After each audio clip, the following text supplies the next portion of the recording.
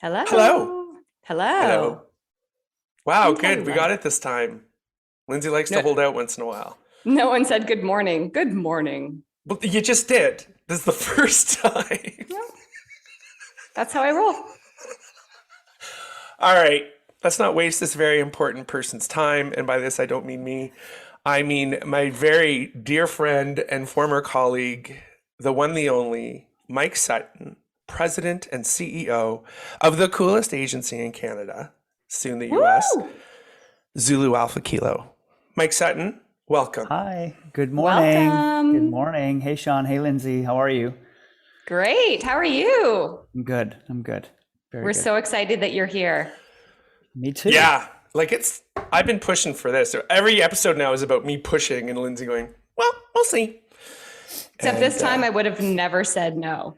I was like, when's he available? Right now? Yeah, Just she do it goes, right do you now? think he'd answer? And I'm like, oh, 50-50. I mean, You only had to ask once, and I answered right away. well, I said to Lindsay, he tripped my daughter when she was a toddler. So he owes you. Is that why? Mhm.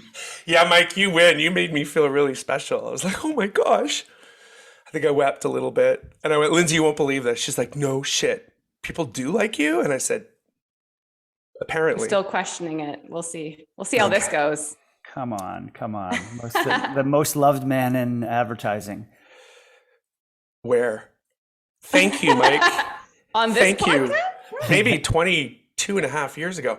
Listen, let's just get into it. We were dying to get this person who was actually one of the first people honestly, the first strategist back when we didn't even know, it was like, we hired this guy as a strategist. And I'm like, great, what's that? So there you go. I think you went to school to be that and, or something like that. We worked in digital. Was it called that then though, Mike? Yeah, I think so. Yeah, Yeah. it was called a digital agency still back then, kind of 1999, 2000. Whoa. Pioneers, Sean. We were pioneers. Thanks. I'm blessed It's to be the in the beard. presence of both of you. Yes, Lindsay was a mere babe, just a baby. Mike is here because the agency he is responsible for, Zulu Alpha Kilo, is an agency to Lindsay and I that really has done an amazing job in standing out. Standing out not by look at the amazing work we do, but standing out, although they do great work, but standing out to really use their brand as a platform for change that they believe needs to happen in our industry. You're tackling a lot of interesting, uncomfortable topics, and you have been for a while. And recently, the latest that you had done had come up, and it was about awards. I saw it and I was instantly like, thank you. Thank you so much. Oh, it's that uncomfortable, But anyways, you guys all know, every one of our fans know we are big about brand purpose. We talk about brands, but never did I even reflect and think about how do agencies who are responsible for brands and the communication of said brands, they are a brand and they have a role to potentially play. And I just, shame on me for not even challenging our own industry to do some of those things. And we really wanted to talk to Mike about all sorts of stuff from the perspective of, correct me if I'm wrong, Mike, but Zulu Alpha Kilo is independent. Correct. Right. The fact that you don't do spec work pretty much shows you can only be independent. Thank you for coming today. So Mike, why do you take such a risky stance in so many of these topics? And let's talk about a few of those topics and where those come from.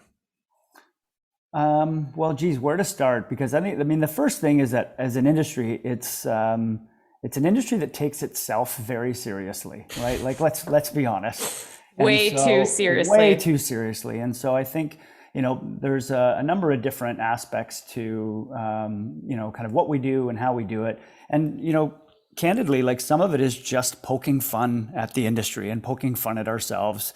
The industry needs a bit of levity. It takes itself way too seriously.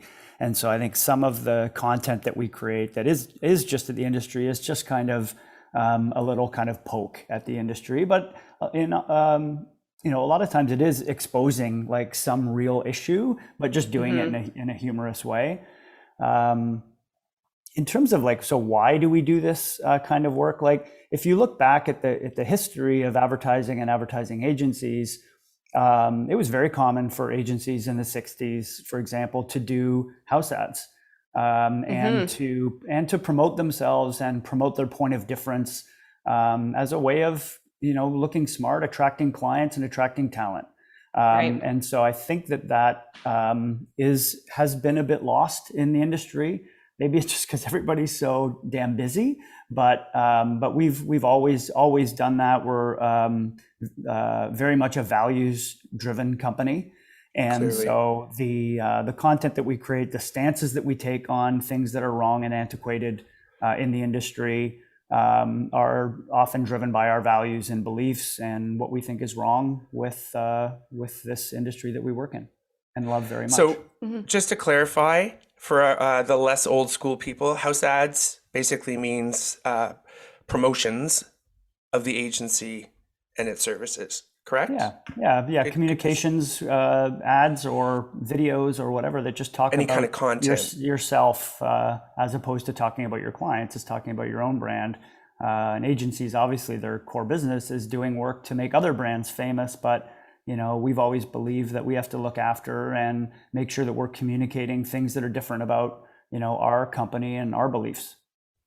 And I think what I was reading about the other day as well was a lot of agencies don't necessarily do house ads because they feel like the perception of if they have to advertise themselves is that they're not busy, right? And everyone obviously prides themselves on being busy.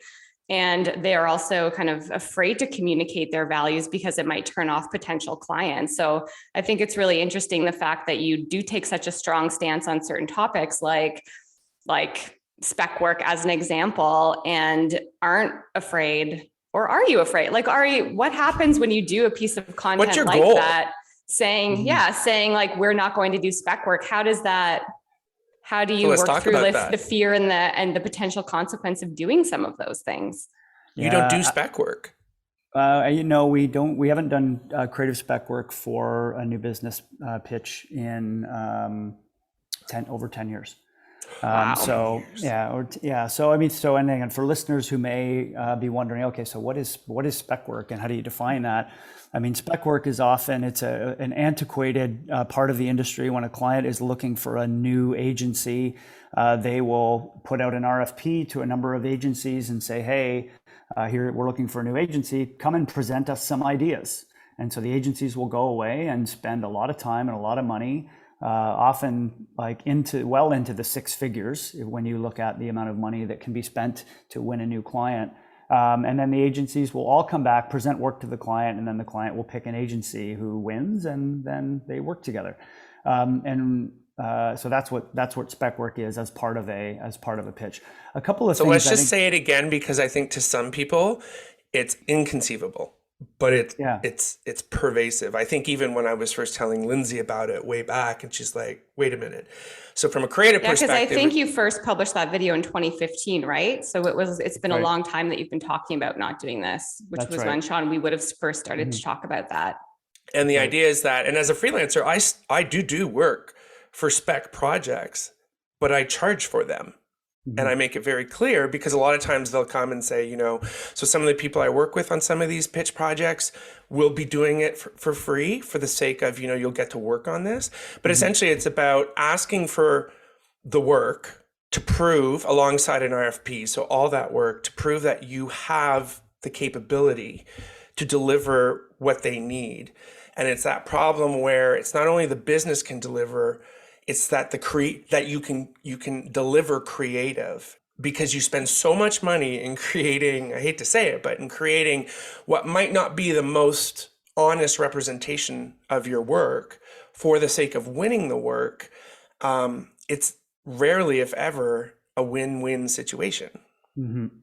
Yeah, I mean, and for us, it's the money doesn't even factor into it, because there are pitches where a client will come along and say, hey, we're going to pay for this spec work. And so that for us doesn't make a difference, because it's not about the money. It's really just about the principle. It's about the principle of the entire process. And I guess the dirty secret of spec work and what truly happens inside the walls of an agency when there's a spec pitch is that you have existing clients who've already entrusted you with their brand as an agency. Right. And so what happens in an agency is it's like, hey, there's this new client that comes along that, sells highlighters. I'm holding a highlighter. We want Sharpie, people. Right? We want Sharpie. We want Sharpie. And so what happens is that then the agency resources are then diverted away from the clients that you're already working with, and those clients lose because the agency isn't focused on solving their business problems and bringing great creative ideas to them. The agency is off spending all of their time and money chasing something new.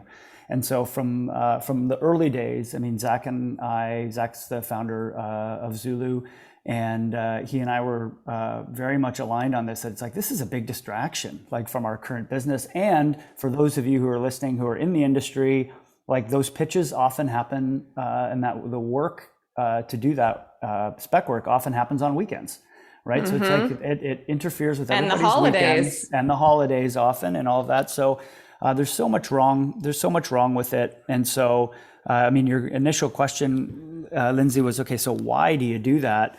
I mean, there's a couple of reasons. One is that's a true belief that we have. This is ridiculous. It's a stupid part of the industry and the process that has gone on since the heyday of the madman in advertising in the 50s and 60s. And the industry's just held on to it, and no one really knows why. And so it's just like everyone's following this process, but it's really damaging to agency culture. It's damaging because I don't think clients get the best agency out of that process, because what agencies do is hire freelancers to work on that stuff and spend money to win the business. And then when the client actually starts working with the agency, it's often a different group of people who are going to be working on it. So there's a lot of issues with it. And for us, it is a way to stand out. We received like literally hundreds of resumes from all over the world when we released that video in 2015. And it is one of those areas that we've taken a stance on and say, hey, we believe this. We're not afraid to say it. And we think it's good for our brand and good for the industry. And it's cost us money. Like we've turned down, last year, we tallied it up, say, hey, if we went after and won all the pitches that we could have participated in, it was almost $100 million. Wow. And so, we're a smaller agency because we have this belief and because we have this stance. So, but a belief isn't true until it costs you money, right? And so this is one that we believe in. Yeah. So give us a little peek under the hood, like what happened. So tell us what happens in this scenario. As someone comes to you and says, we have an RFP, we want you to pitch and do spec work to win this business. You say no. What's the conversation? Well, I mean, the conversation is always starts with gratitude, right? It starts with thank you for like, we're included in the conversation. So it always starts there. Because often clients don't know, like clients aren't the reason this is a problem. That's the other thing, right? Is that people, when they think of spec work, they're like, oh, stupid clients asking for free work. It's actually not the clients. The industry has perpetuated it and allowed it to happen. So it's agencies are the 100%. problem here, not clients. And so when a client reaches out, they don't know what they're asking for. I think clients just think that this is the way it's done because it's been done for over 50 years this way. And so when I have that call, it's always, look, thank you, tell me more. I'm interested in learning more. And then eventually, I'm going to say, look, so here's the challenge that we would have in participating in this process is that we don't do creative spec work for RFPs. Here's why we don't do it. This is why we believe what we believe. And it's honesty about what happens inside the walls of an agency when you choose to do a creative spec pitch. And so often that is very educational for clients to hear. They had no idea that this was the case. So you use it as an opportunity to educate and inform, not just provide, not just shut the door. No, I'd never do There's that. lots to learn here. there's lots to learn here, but then also it goes back to a conversation about our beliefs and values. Here's why we believe this. We're, whether it be it's about looking after our people, and this is when you do a spec pitch, here's what happens behind the scenes. And so there's been numerous times where the clients changed the process after I have that conversation to say, hey, you know what? Let me take this away and I'm going to talk to the team and I'll come back to you. And sometimes it's like, all right, great, we've changed the process. And literally I will look at the RFP document and make sure that it is spelled out very clearly in there, because it has to be a level playing field. It's not just about, okay, Zulu, great, you guys don't have to do spec creative, but the other agencies are. So that's how the conversation goes. And even if the process can't change, when I leave that conversation, I feel like there's mutual respect coming out of the conversation. And maybe one day that client is going to leave and 3 years later move into another role, and they're going to remember that conversation with me, and then maybe they'll call us back and there'll be a different opportunity. Are there ever times, and I've got to assume there are, that just by explaining how it works, let's really look at one culprit would be, and I don't mean the people, but the act of procurement as it relates to the purchase of commodities for the sake of manufacturing. So I'm a big follower of Tim Williams, and it's that whole sort of like, it's a commoditized model. You're paying for bodies working X amount of hours at a value of said rate, as if it's a fixed thing. But when you have that conversation, or even forget that, are there often times where it just is like, great to know, I guess we just can't work together, right? Like, I got to believe that there's some situations that's just awesome, won't work. And for you, that's a filter. And for them, they appreciate it. Does that ever help just kind of weed it out at the beginning?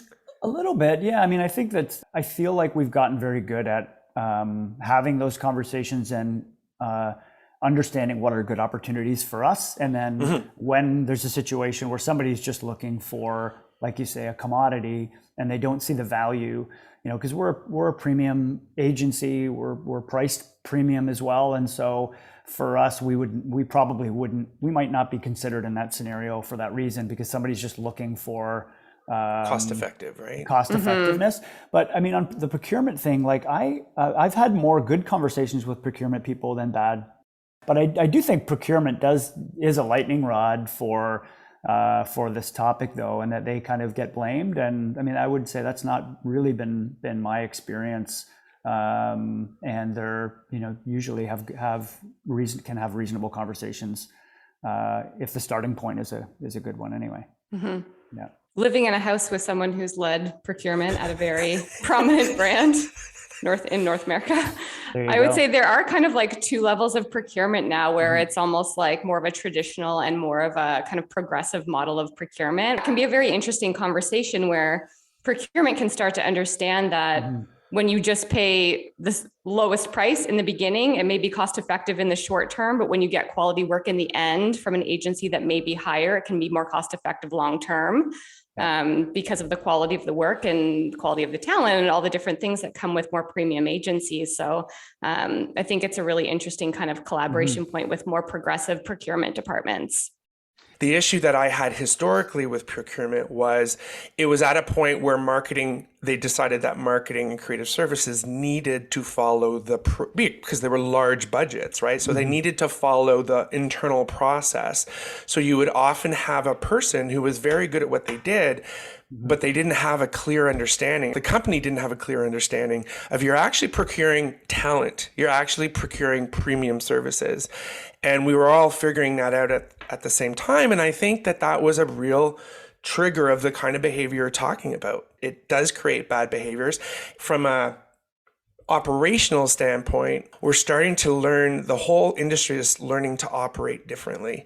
But it all comes down to, there's something about how the agency model, the traditional agency model operates, that's going to have to change in every way. When we think of operations, we think employees, we think culture, we think, how you make money.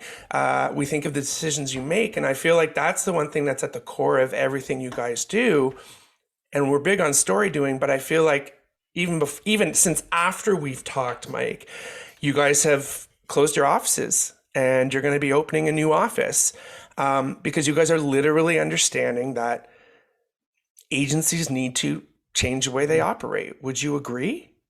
I do agree with that. I mean, you talked at the beginning about how you believe, and a lot of the content and focus of the podcast is about purpose, right? And so, Yeah. I mean, everything that we know from, especially about younger people who are coming into the industry, younger people who are already in the industry, and what they're looking for in a career, and it comes down to again, like we know that people have lost trust in institutions like governments, and Yes. so people are looking to leadership in the companies that they work for leadership, for purpose, right? In terms of, okay, what does this company stand for? Yes. What have they done? Not just lip service, but what have they actually done? What actions has this company taken that makes me proud to work for this organization, and get behind the leadership team? And so that is, I think, a big opportunity for any business, a small business, a medium business, a large corporation. In the industry, in the advertising industry, it's very much the same, and I think that's a big advantage for us in our independence, is that we can make unconventional decisions that are grounded in our values as a company, that are grounded in our purpose and beliefs, so that we can attract talent and retain talent that shares those beliefs and has the same ambitions as we do. And so all of those things added up is what creates culture and creates purpose in an organization. And so, we've talked about spec as one of them, but the thing that a lot of people don't know about the decision to say, hey, we're not going to do spec work, is then also we had to go, wait a minute, we have to be clean and honest everywhere. Okay, what about our internships? Okay, Yes. So we have to now, we didn't have a big internship program before, but there were times where we had, okay, come on in and work for 6 weeks with us. And, there wasn't like a salary involved. There might be like some little stipend or something like that. So we created an internship program called Employeeship, where we pay people for their time to come in for an interview. Wow. And then we hire and give full-time jobs on the spot. With directors, when we go out and are doing a director search, it's typical in the industry that the director then does a director treatment. Guess what? Directors aren't paid for treatments. So then we said, we can't do this anymore. If we now stand for no spec work, we can't be asking anyone else in the industry for free. So now that changed our process with directors. So we have a conversation, a phone call with directors. We share the script with them, and we mandate, look, no treatments. We just want to have a conversation about you. Tell us about your thinking about this, and we make a decision. We make a decision on the spot about the director that we're going to work with. And so okay, but did this lead to like a holy shit moment? Because you've opened the box, you peeked the lid with spec work, and now you're like, oh, like it's actually a lot. There's a lot of implications to driving forward a lot of these beliefs, especially at the same time, whether it's employees, whether it's financial, whether it's the business that you're winning, whether it's the people that you're paying. And like, as a consultant, I work with a ton of different agencies. And the thing that's so interesting and unique about you is that a lot of agencies will be the first one to be like, well, in this time, I guess then we have to do the spec work. Or they're just going to be like, we need an intern, and these 30 people are willing to come in for 6 weeks, and they're going to do it unpaid. So it's almost like, yes, they do say that they want to do those things, but you're actually doing real actions to drive these things forward, which cannot be easy, even only from the financial side of things, let alone all of the other side of things, being able to push forward all of these beliefs at the same time. Yeah, the actions are all that matter, right? Because I think anyone can come out with a statement about something, but it's really understanding the actual actions. What have you actually done to back that up? We have a lot of those real stories to say, we made this decision and it cost us this. And so as a business owner, you have to have the stomach to do that, right? Because it costs you money, and it's not easy, but I don't know, it's kind of just doing the right thing though. And is the long-term benefit, did you see the long-term benefit how has that been? Well, I mean, for us, I think we have a very strong brand. I think we have a great reputation in the industry, and a lot of that is because we've been unwavering in our approach to these things. And so, if we were then to say, okay, well, hey everyone, look, we're going to do spec work just for this one thing because we think it's different and we really want this client, then I think all integrity is lost, right? Right. We're very aware of that. It's very delicate. But every year on these things, the stake that was put in the ground 10 years ago goes deeper and deeper and deeper because the belief is deeper and deeper and deeper. So, I mean, everything you add to it just makes it easier to tell a better story. We don't even talk about what it does to the creatives who have to do those pitches. Yeah. Right? And strategists. Yeah, strategist too, absolutely. I still don't know what a strategist is. So, Lindsay, you say what you need to say. Oh, wait. But, like it was soul sucking. Like, yeah, it's soul destroying. You see it on the video that you do for it from a creative person or a strategy person who put so much time and energy in. What I'll say is the big reason why I have issues with it is we don't have enough information to actually deliver. Thank you. I was just going to say that. The other part is like, hey, we're not going to pay you for it, but also we're going to tell you very little about the problem you're trying to solve. So the stuff that you're going to bring back proactively and put your team through the ringer through to bring it back is probably not going to be that accurate. Although it may be creatively impressive, it may not actually be solving the real problem because we have very little information about what we need to do. I'd summarize it by saying it's not a true reflection of what the relationship would be like if you actually worked together, right? No client and agency work like that together. And it's setting up this fake scenario. I would say the good news is that we've seen over the last 5 years, I'd say we've seen a lot of change in the industry. I come out of it this way. The worst thing that could happen in a lot of cases where it's not set up properly is that you win it.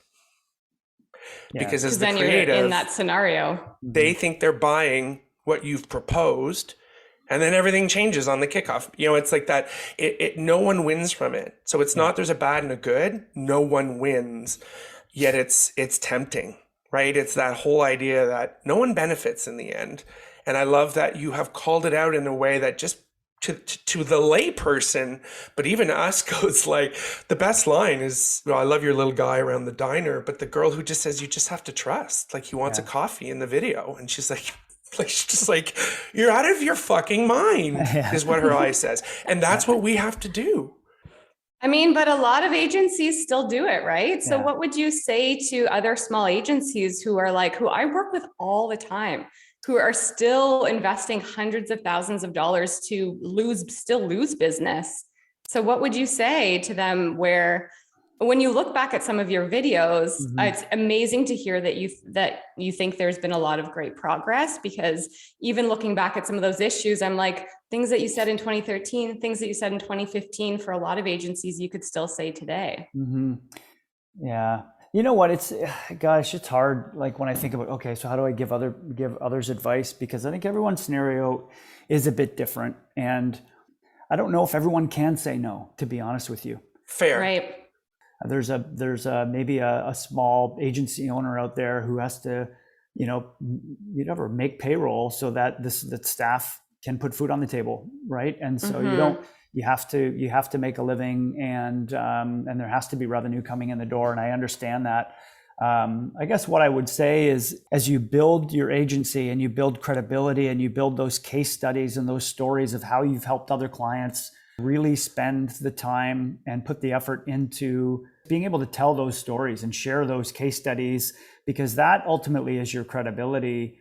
Right. That might help you avoid a spec pitch at some other point. And then maybe working towards that, maybe there is one day where you can say no. There it is. I think we got to call that out. It is okay to say no. Looking back, the amount of times that I wouldn't have accepted no from someone that worked for me on a client, because you just have to. Yeah. It's just that little shift that says it is okay to say no. And if you don't say no, it's your problem, not the client's. Like it's a really interesting, we don't know we can say no. Well, I mean, I guess the other thing is saying no feels great. Oh, it's right. It's my favorite word. It feels good. Like a 2-year-old, it's Lindsay's favorite word. Well, I'm in this like even as a consultant or running, Mhm. my own little consultancy, I have to say no to things all the time because of that. I'm like, why would I give you something for free that is also going to help you build your business? And yeah, it's an interesting dilemma to be in. Yeah, but I remember the time I first said no, and it was working for an agency, and it was my boss said basically, okay, then we're not going to do this, and I was like, Were I you just like, was like, whoa, Yeah. say no? Yeah. Mhm. it was a big eye opener to me. Mhm. Mhm. Well, and it should be So celebrated if it's, I mean, assuming it's done with, again, if it's done with professionalism and it's done with care, absolutely, then absolutely that should be celebrated. And so, when we have very frequent all staffs where we get together and we're very transparent with the agency about what's going on. And so, of course, it's nice to celebrate when you win something, but of equal importance and something that we celebrate is the things that we said no to. So I will have the slide that goes up in the all staff and say, look, in the last 2 weeks, here are the 3 things that we've said no to. And wow, I'll go deep in terms of here's why we said no to these opportunities. So that should be celebrated when you say no. But I guess the other thing I was just going to add is that, when you asked about advice and like, I don't know, am I really in a position to give advice to anyone who's running a small agency? I think the more important thing, whether it's saying no to spec work or not, it's more just be really clear and intentional about what your beliefs and values are. Like in the corporate world, you have mission, vision, values, and those things they just never play a role in anything often. Like they just sit on a wall, Other than on the a wall. wall somewhere. They're in some corporate deck, but they don't really mean anything. And so I think I would say to any business owner, not just in the industry, but otherwise, it's just like, what do you believe? What are your values? And then how can you take action against those things to demonstrate every single day to yourself and to your employees and to your clients, your customers, that these things are meaningful to you in a genuine and authentic way? with that, I do want to call out, because we're coming near the end, you're so strong in your purpose as a brand. Mm-hmm. What is that purpose? So one point of not clarification, but I think in terms of that last little advice about values and beliefs, that's not about spec work. I think that's just about running a company, right? Like that's big and broad thinking. I think that has served Zulu well. The founding belief of the agency is that the world needs more creativity, and so that is the founding belief that Zach had landed on prior to opening the doors. Is that's like, hey, okay, why am I doing this? Right? Why am I starting this agency? He left Taxi after 9 incredible years. They were, I think, Agency of the Year 8 of the 9 years that he was there. And so it was, okay, I'm not doing this to make money. I'm not doing this purely just to win more awards. The reason and the why for him was this belief that the world needs more creativity, because creativity can solve business problems. Creativity can solve the world's most complex social problems. And creativity, as we define it, is strategy and creative together, right? And so that is what. Well, because I'd say, Sean, like when I think about creative people that I've worked with in my career, the best creative people are strategic, and you're strategic. And I'd say, and then the best. Well, I'm a creative person who has become a strategist. Like I stand alone because everyone's like. But I would argue that you always were strategic. And then I think the best strategy people are also creative. And so that's a core part. And then in terms of the business that we're in, we don't see ourselves and haven't seen ourselves before in the advertising business or in the design business or in the digital business. We see we're in the bravery business. And so that's the business that we're in is. Damn, that's cool. Right? So we're in the bravery business. And so why do we exist? I mean, we say that we exist to create game-changing ideas at lightning speed. Awesome. And when you say, defining your beliefs and what the business stands for and what those values are, Would you say, if you were thinking of advice for other people and other agencies as well, that it's really about figuring out to what you can do right now against those also versus what you can do long term? Like an example would be, hey, maybe you can't say no to a spec project because it's going to lead to a really big piece of business. And if you win that piece of business, hey, now you could do 3 paid internships because of some of that revenue. And then you'll start to build your portfolio. And maybe next time you can say no to the spec work because you'll be in that position.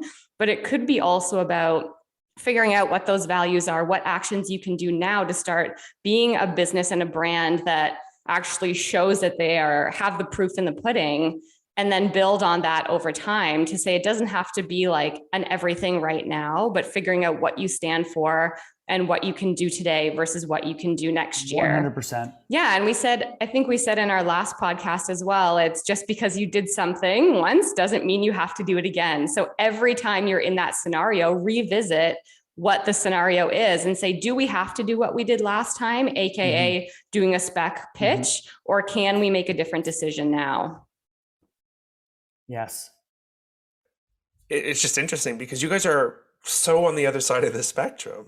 Well, we weren't always, though. That's the thing, is that, I think had to start somewhere. for sure, when Zach launched the agency, he would have loved to say no to spec right from the beginning, but that wasn't possible. We needed to build a business. You need, so there's realities of that. So you can't do everything. And I think now telling the story about, okay, spec work, we've talked a lot about that, with the employeeship program, our crazy website, and other decisions that we've made, it all ties together nicely when you think about it. But these are all things that happened over 13 years. So to me, I'm like, it's like, no, we weren't on the other side of it. We were in the thick of it and making some of these decisions, slowly over time as we progressed and learned more about running a business, and we made mistakes, and now we know who we are more than we ever did, but it wasn't always that way in the early days. But you have some guardrails in place based Absolutely. on those experiences, right? And just take a step forward. That's right. Figuring out what the steps are and take one and see how that goes for you. Yeah, and I think that's it, right? Like because you talked about rules and you can change rules, and I agree with that, but I don't think you want to go backwards. Absolutely. It's just that it's always challenging yourselves, right? Like you said, the first thing you said, I said, what's your brand purpose? The first thing you said is the world needs better creative, right? The world needs more creativity. The world needs more creativity. And it's not because it's not there, right? It's not because it's not there. It's because it's not being valued. It's not being seen. And I am not talking about design and art. I'm talking, like you said, Mike, creative thinking. It's a different way of thinking. Yeah. Creativity is a good word. And I think that in some business circles, creativity is seen as fluffy, and you don't want to say the C word, right? But we believe in creativity, and it's power as a business tool. It's power as a social tool as well. I am absolutely an advocate for creativity lies in how you think, not what you do. Absolutely. Yeah, for sure. Oh, Mike Sutton, thank you so much. Pleasure. I think we're at time and we can give you your life back. Awesome. That was so great, Mike. And thank you to you, and thank you to Zulu Alpha Kilo and to Zach and everybody for sticking your neck out there. And nice to see that we're going to post a link to the Forbes article where you guys are referred to as the SNL of agencies, because you were brave. You said it. You were brave. You were bold. It was a long time ago, so now you might be a little bit humble about it. But good on you. Nice to see that you're living it. And we wish you a ton of luck with so much happening with Zulu Alpha Kilo in the coming months. Thank you so Happy much. 2022. Happy 2022. Wish you both the best for the year ahead. And thank you for inviting me on. What a privilege it's been to chat with the two of you. And thanks for the time and having me on as a guest. It was our pleasure. Yeah. 100%. Cheers. We hope you'll join us again. Thank you so much for your time. Mike, we will talk to you soon. Lindsay, à la prochaine. Yes. Bye. Have a great day. Thank you so much. Bye, all. Bye. Thanks for listening. We hope you enjoyed it. New episodes launch every 2 weeks, so be sure to subscribe to the Two Marketeers podcast wherever you like to listen. Or go to the twomarketeers.ca and connect with us. That's the twomarketeers.ca. Spell it out. We are everywhere. Two Marketeers Podcast. This podcast is over.